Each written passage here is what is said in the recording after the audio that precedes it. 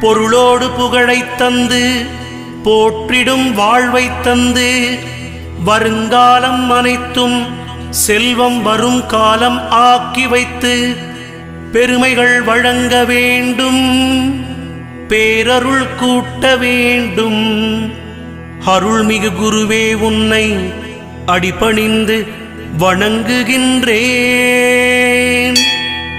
வருடம் ஓர் ராசி வீதம் வட்டமாய் சுழன்று வந்தே தருகிற பலனை நாங்கள் தங்கமாய் ஏற்றுக்கொள்வோம்.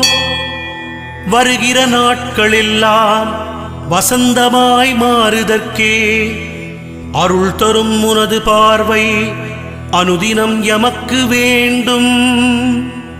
குருவே, நீ பார்த்தால் போதும் கோடியாய் நன்மை சேரும்.